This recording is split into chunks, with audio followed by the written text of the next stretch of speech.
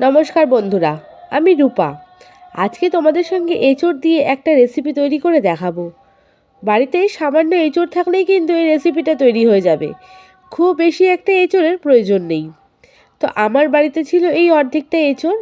তো এঁচোড়টাকে আমি ছোট ছোট টুকরো করে কেটে নিয়েছি। তার সাথে নিয়েছি 4টে ছোট সাইজেরই আলু। আর এঁচোড়টাকে কিন্তু বেশ ভালো করে ছাড়িয়ে নিতে হবে। এরপরে এঁচোড় আর আলুটাকে একসঙ্গে প্রেসার কুকারে সামান্য নুন দিয়ে কিন্তু সেদ্ধ করে নেব। আজকে যে রেসিপিটা তোমাদের সঙ্গে শেয়ার করছি, গরম ভাতের সঙ্গে এই রেসিপিটা খেতে অসাধারণ লাগে। প্রেসার কুকারে 2টো হুইসেল দিয়ে আলু আর এঁচোড়টা সেদ্ধ করে নিয়েছি। এরপরে গরম থাকতেই এঁচোড়টাকে হাত দিয়ে ভালো করে ম্যাশ করে নেব। আজ আমি তোমাদেরকে এঁচোড়ের কোপ্তা তৈরি করে দেখাবো। এখন তো এঁচোড়ের সিজন, ঝটপট তোমরা এঁচোড় দিয়ে এই রেসিপিটা তৈরি করে নিতে পারো। গরম ভাত, রুটি, লুচি, পরোটা কিংবা ফ্রাইড রাইসের সঙ্গেও কিন্তু এই রেসিপিটা খেতে দুর্দান্ত লাগে।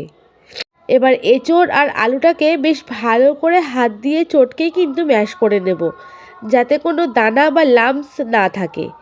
এরপরে এর মধ্যে আমি কিছু মশলা অ্যাড করব।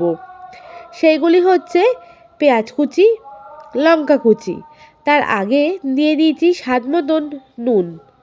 বন্ধুরা, তোমরা এই এঁচোড়ের রেসিপিটা অবশ্যই একদিন বাড়িতে ট্রাই করো। দিয়ে দিলাম মিডিয়াম সাইজের একটা পেঁয়াজ কুচি, লঙ্কা কুচি আর পরিমাণ মতন হলুদ, আর দেব একটু ঝাল লঙ্কার গুঁড়ো। আর তার সঙ্গে আমি আদা রসুনের পেস্টও ব্যবহার করেছি। তোমরা চাইলে কিন্তু এর মধ্যে আদা কুচি কিংবা রসুন কুচির ব্যবহারও করতে পারো। দিয়ে দিলাম ধনে আর জিরে গুঁড়ো। এর ওপর থেকে দিয়ে দেব সামান্য চিনি। চিনিটা দিলেই স্বাদের ব্যালেন্স আসবে। এবার দিয়ে দিচ্ছি 2 থেকে 3 চামচ মতন বেসন। বেসনটা তোমাদের পর্যাপ্ত পরিমাণ মতন এর মধ্যে ব্যবহার করো। এরপর হাত দিয়ে কিন্তু ভালো করে চটকে মিশ্রণটাকে তৈরি করে নেব। যেমন আমরা আটা মাখি সেই রকমই কিন্তু সমস্ত রকম মশলা দিয়ে সুন্দর করে বেশ মিশ্রণটাকে তৈরি করে নেব। একটু আঠালো ধরনের হবে। কনসিস্টেন্সি দেখে আশা করি তোমরা বুঝতেই পারছো। এর মধ্যে যদি তোমাদের কিছু বেসনের প্রয়োজন লাগে, অবশ্যই ওপর থেকে সামান্য বেসন কিন্তু স্প্রেড করে নিতে পারো। আর ভালো করে কিন্তু চটকে মাখবে, যাতে সমস্ত মশলার উপকরণগুলো একসঙ্গে মিশে যেতে পারে। তো দেখো, ভালো করে কিন্তু আমি মাখিয়ে নিয়েছি। এই অবস্থায় আমি এটাকে 10 মিনিটের জন্য রেস্টিং টাইমে রেখে দেব, যাতে সমস্ত মশলাগুলো একসঙ্গে মিলেমিশে যেতে পারে। এরপর হাতে সামান্য তেল কিংবা জল লাগিয়ে এরকম গোল গোল করে বলের আকারে তৈরি করে নেব। এটাই হচ্ছে এঁচোড়ের কোপ্তা। তোমরা কিন্তু নিজেদের ইচ্ছে অনুযায়ী গোল গোল কিংবা চৌকো চৌকো শেপ দিয়ে নিতে পারো। আমি এখানে কয়েকটাই তৈরি করে দেখাচ্ছি, তারপর বাকি প্রসেসটা পরেই দেখাচ্ছি। তো দেখতেই পাচ্ছ বন্ধুরা, আমি এখানে গোল গোল করে এঁচোড়ের কোপ্তাগুলোকে তৈরি করে নিয়েছি। তোমরা কিন্তু চাইলে এই কোপ্তার ভেতরে একটা করে চিংড়ি মাছও ব্যবহার করতে পারো, তবে আজকে আমি চিংড়ি মাছ ছাড়াই এঁচোড়ের কোপ্তা তৈরি করে দেখাবো। কড়াইটাকে ভালো করে গরম করে নিয়েছি। এঁচোড়ের কোপ্তাটাকে ভাজার জন্য কড়াইতে দিয়ে দিয়েছি সাদা তেল। সাদা তেলটাকে কড়াইয়ের গায়ে ভালো করে ছড়িয়ে দেব, যাতে কোপ্তাগুলো গায়ে লেগে না থাকে। তো এখানে আমার সমস্ত কোপ্তাগুলো রেডি করে নিয়েছি। তেল গরম হয়ে যাওয়ার পরে এক একটা করে কোপ্তা তেলের ওপরে ছেড়ে দেব। একটা কথা মনে রাখবে, এই সময় কিন্তু বেশি নাড়াচাড়া করা একদমই যাবে না, নাহলে কোপ্তাগুলো কিন্তু ভেঙে যেতে পারে। এক পিঠ হলে তারপর আলতোভাবে আরও এক পিঠ কোপ্তাগুলোকে উল্টে দিতে হবে। এইভাবেই কিন্তু 2 পিঠ লাল করে এঁচোড়ের কোপ্তাগুলোকে ভালোভাবে ফ্রাই করে নিতে হবে। তোমরা চাইলে এই কোপ্তাগুলো কিন্তু তেলে ভেজেও ডাল দিয়ে খেতে পারো, তবে কোপ্তার কারি তৈরি করলে খেতে বেশি সুস্বাদু হয়। তো আমার কোপ্তাগুলো কিন্তু ভাজা হয়ে গেছে। এবার অন্য পাত্রে সরিয়ে রাখবো। রেখে আরও যে বাকি কোপ্তাগুলো আছে, সেই কোপ্তাগুলো কিন্তু একে একে ফ্রাই করে নেব। বন্ধুরা, তোমরা কিন্তু অবশ্যই এই এঁচোড়ের কোপ্তার রেসিপিটা বাড়িতে একদিন ট্রাই করে দেখো। সত্যি খেতে খুবই অসাধারণ হয়। আমি তো খাওয়ার পরে এডিট করছি, তাই তোমাদেরকে এত গ্যারান্টি দিয়ে বলতে পারছি। এরপরে একটা মশলা তৈরি করে নেব। দিয়েছি 1 মুঠো মতন কাজু, 25 গ্রাম পোস্ত আর টক দই। এই মশলাটা অবশ্যই এর মধ্যে ব্যবহার করো, তাহলেই কিন্তু এঁচোড়ের কোপ্তা কারির টেস্টটা দ্বিগুণ হয়ে যাবে। এইদিকে আমার সমস্ত কোপ্তা কিন্তু ভাজা হয়ে গেছে। কোপ্তা ভাজার পরে তেল আমি কমিয়ে রেখেছি। এর মধ্যে ফোড়নে দিয়ে দিচ্ছি তেজপাতা, গোটা জিরে। তেজপাতা আর গোটা জিরের থেকেই সুন্দর একটা গন্ধ বেরিয়ে আসলে এর মধ্যে মিডিয়াম সাইজের একটা কুচনো পেঁয়াজ দিয়ে দিচ্ছি। তোমরা চাইলে এর মধ্যে পেঁয়াজের পেস্টও ব্যবহার করতে পারো। পেঁয়াজটাকে লাল লাল করে একটু ভাজা করে নেব। তো বন্ধুরা, পেঁয়াজটা কিন্তু আমার ভাজা হয়ে এসেছে। এরপরে দিয়ে দেব আদা, রসুন, লঙ্কা আর টমেটোর পেস্ট। টমেটো তোমরা এখানে চাইলে কুচি করে ব্যবহার করতে পারো, কিন্তু আমি এখানে টমেটোর পেস্টই ব্যবহার করেছি। গরম ভাতের সঙ্গে এই রেসিপিটা যেমন ভালো লাগবে তেমন কিন্তু ফ্রাইড রাইসের সঙ্গেও খুবই ভালো লাগে। তো বন্ধুরা, যারা প্রথম থেকে ভিডিওটা দেখছো, যদি লাইক না করে থাকো তাদেরকে রিকোয়েস্ট করব ভিডিওটাকে একটা লাইক দিয়ে দেখার জন্য। তো দেখতেই পাচ্ছ আমার মশলাগুলোকে কিন্তু বেশ ভালো করেই কষিয়ে নিয়েছি। ওপর থেকে তেল ছড়ে আসা পর্যন্ত মশলাটাকে ভালো করে কষাতে হবে। একটা কথা সবসময় মাথায় রাখবে, যত মশলা কষানো হবে সেই তরকারির স্বাদ কিন্তু ততই দ্বিগুণ হবে।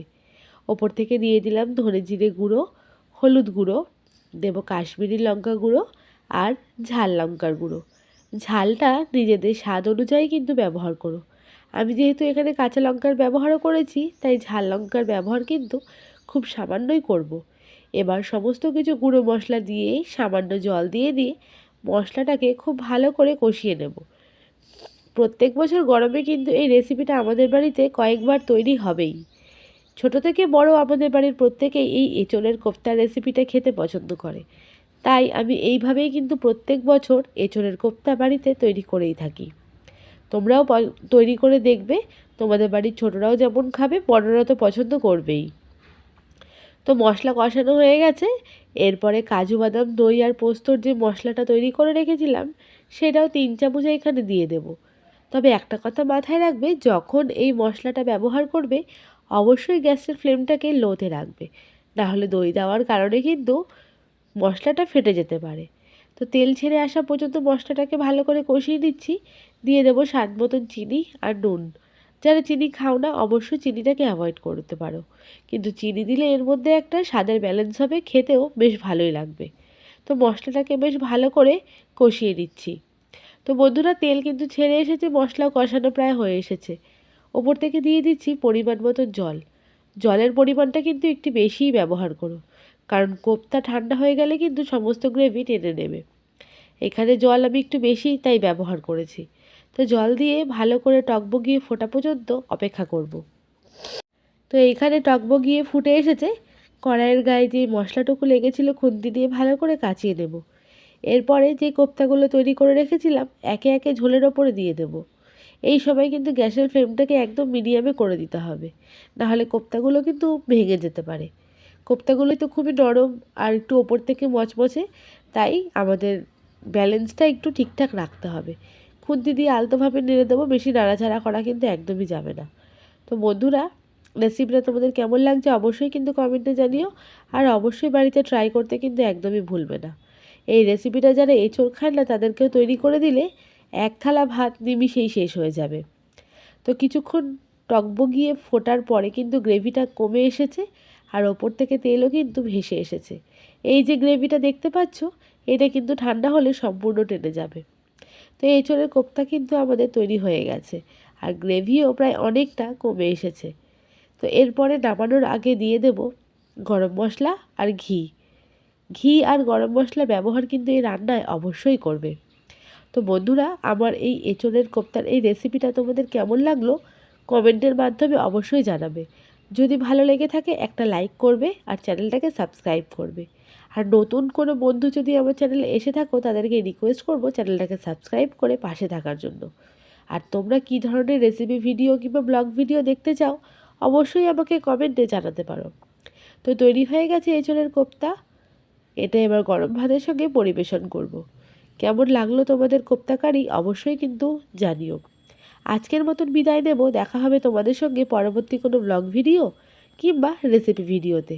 আর হ্যাঁ বন্ধুরা, যারা আসছো নতুন অবশ্যই চ্যানেলটাকে সাবস্ক্রাইব করতে কিন্তু কেউ ভুলবে না। তোমাদের একটা সাবস্ক্রাইব কিন্তু আমাকে এগিয়ে নিয়ে যেতে অনেকটাই প্রায় সাহায্য করবে।